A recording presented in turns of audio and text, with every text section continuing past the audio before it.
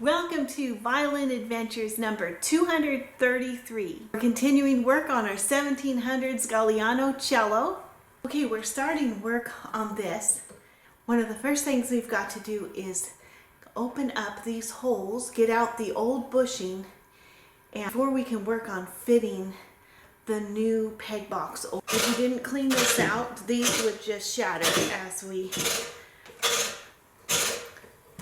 prepare the wood.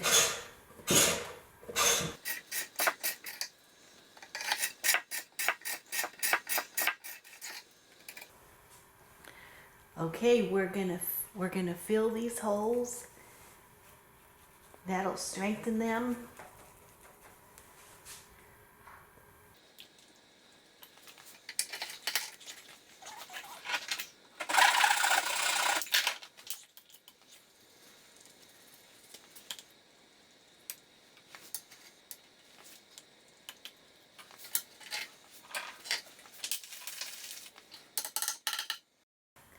Okay, we've got to let these bushings dry really well before we do the next step. Now the next step I'm not going to show on camera, and there's a lot of things I don't show on the camera. Some of things are just too boring to watch, and other things are too traumatic for the owners of the instrument. So I'm just going to work on cleaning this out right here. And then we'll put cleats on here and we'll fill this.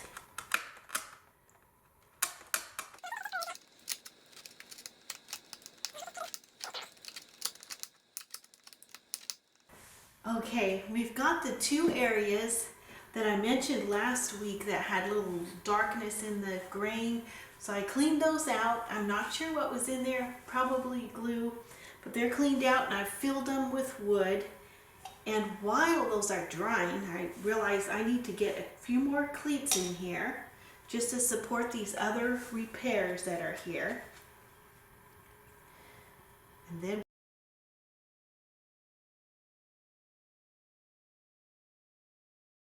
we're supporting the old repairs there with some cleats.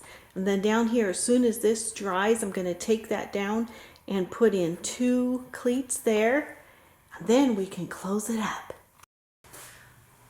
All right, I've taken the clamps off up here. I need to take these cleats down. We've also put a sliver of wood up here, and I've taken that down. We're going to put 2 cleats in that area, and we're almost done. We can close this up. Let's see.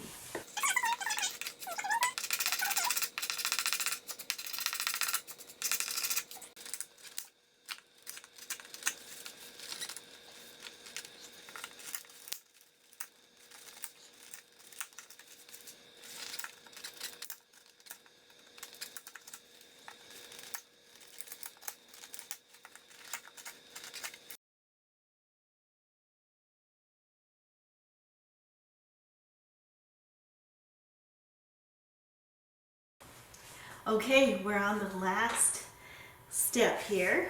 So I'm going to put in the last 3 cleats.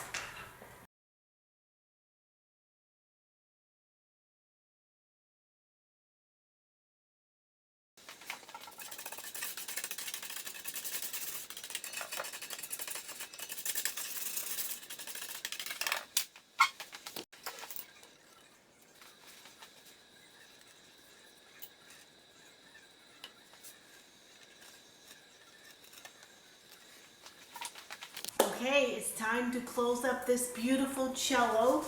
We've got all the cleats on. We've got our 2 patches, our new bass bar, and we've done little resin patches. So we've got 1, 2, 3, 4, 5, and then there was one under here, 6. So it's time to close this up. Let's just hear it real quick. It's just got good power. It's much more powerful than it was, and the tone is not unruly. So I don't hear any buzzing. So let's get this closed up. And I actually need it closed up in order to get further work on the scroll.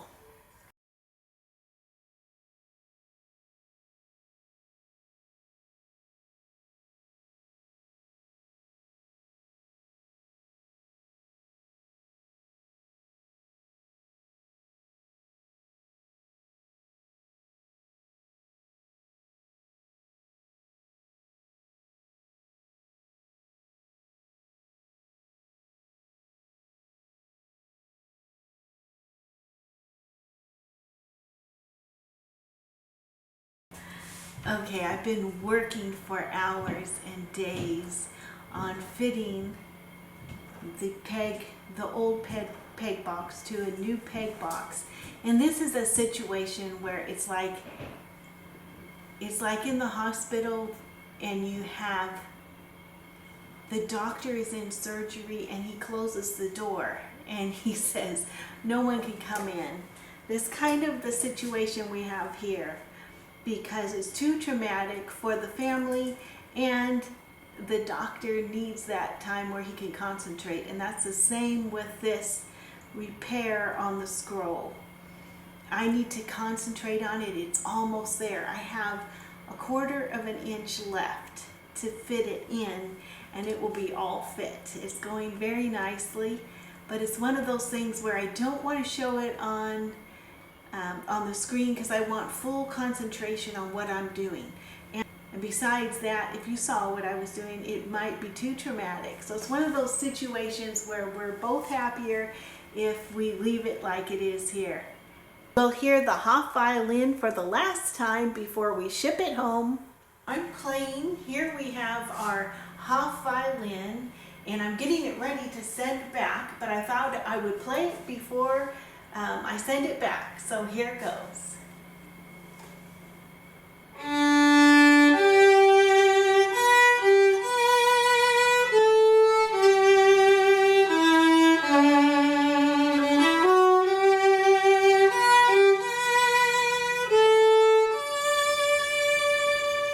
So it's definitely opened up. It's just got a fuller tone.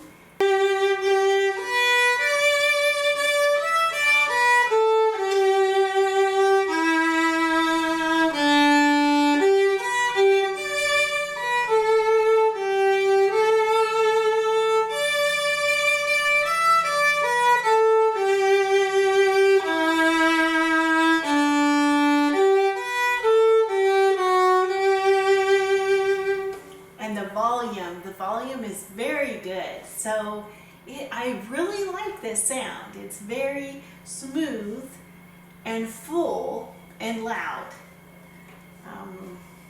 I think I'm going to play Shalom again at the end of this episode.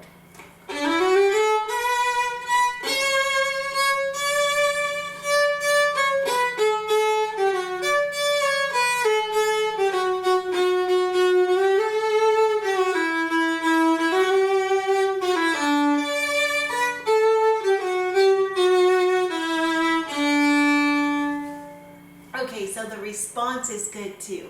This Hopf violin is singing again. Time for a story. Okay, we're reading in Violins and Violinists by Franz Varga, and we're in the middle of the story of Paganini, and we'll see how far we can get. He died on May 27th, 1840. His body was embalmed for transport to Genoa. At the reading of his will, dated April 1837, it was found that he had left a fortune of 1,700,000 francs, mostly in estates and securities. His son, Achillo, was the sole heir, but he had to pay out a considerable sum in annuities to his father's 2 sisters, his mother, Antonia Bianchi, and a lady in Lucca whose name is still unknown. Achillo also inherited 2 Stradivari violins, a fine Stradivari viola, and an Amati violin. Paganini's canon, the wonderful Guarneri del Gesù, was bequeathed to the Municipal Museum in Genoa, as has already been mentioned. But Paganini was not to be left in peace even after his death. As he had died without receiving extreme unction, the Bishop of Nice refused to allow an ecclesiastical funeral. The soldered lead coffin remained on a catafalque in Paganini's house for several weeks. The governor of Nice tried in vain to change the bishop's mind. Occolo Paganini protested to the archbishop regarding this insult to his late father, but the archbishop confirmed the bishop's decision. Meanwhile, the coffin had been removed to a cellar, from where, one night, it was taken to the military hospital under military guard and at the command of the governor. A petition to the Pope resulted in an inquiry being instituted under the chairmanship of the Archbishop of Turin. The outcome is unknown. However, one day in May 1844, a man accompanied by 2 bargees and 2 porters appeared at the military hospital and produced a document signed by the civil authorities empowering him to remove the coffin.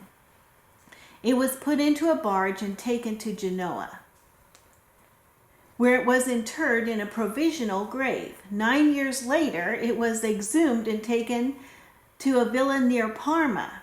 There the coffin remained until 1876, when it was removed and buried in the cemetery at Parma. 20 years later, however, the old cemetery was closed and a new one laid out. Paganini's relics were disinterred once more and finally buried in a place of honor. Perhaps the great musician will now be allowed to rest in peace.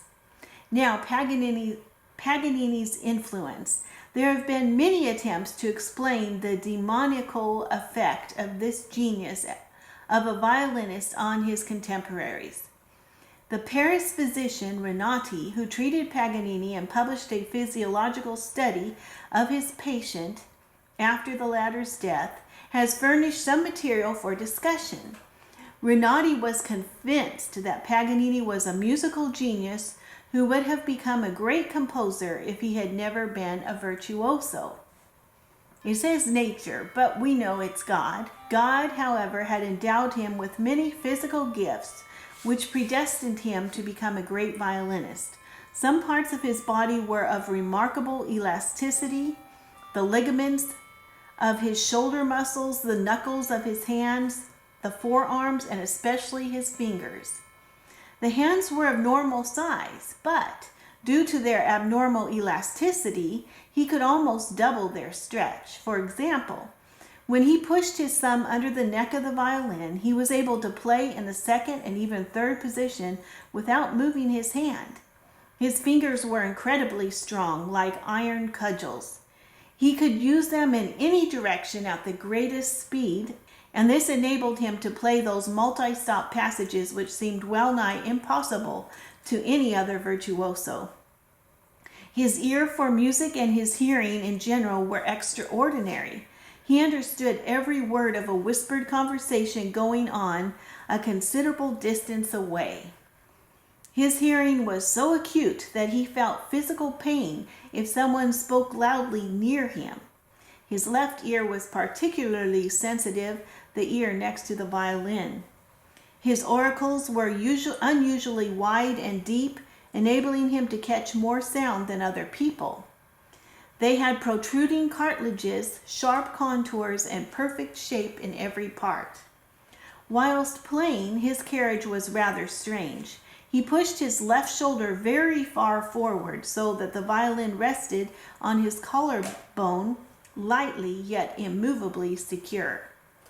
His musical hearing was so fine that even during the noisiest orchestral passages, he could check the tuning of his instrument by a slight touch of the string. He heard every wrong note in the orchestra, even at a great distance. The infallibility of his musical ear was often put to the test by his playing of perfectly pure notes on a violin which was completely out of tune. The effect of music on Paganini was strange. He himself told how he worked himself into a feverish excitement as a result of the ringing of bells when he was 5 years old. He felt joyfully excited and deeply depressed alternately. He tried to avoid going to church because the sound of the organ moved him to tears. His skeleton-like emaciation seemed to show evidence of tuberculosis. Dr. Renati, however, who examined the artist frequently, along with his colleague, states that Paganini was absolutely healthy. His leanness was a natural disposition increased by his extraordinary moderation. His motto was, "There's no harm in eating and drinking very little." There were days when he was satisfied with 1 cup of chocolate. Well, we're going to stop there and we'll continue reading next time. Freddie wants to chat. Hi, I Freddie, and we had a really fun time this week because I got to see a whole swarm of bees come flying into the empty box that my grandpa had outside. So here it is. A swarm is coming into our new hive. Can you hear them buzzing?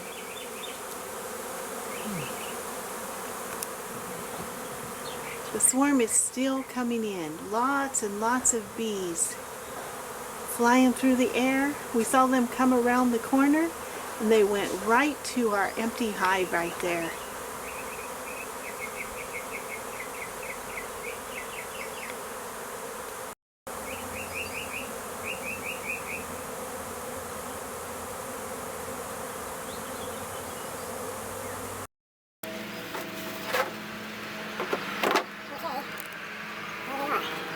It's bigger than the other swarm, I'll tell you.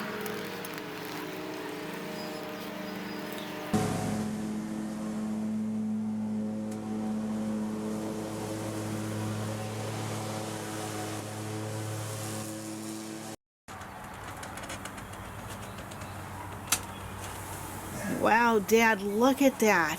Oh, they need another one. That is amazing. There's lots of bees on that lid. I don't know why.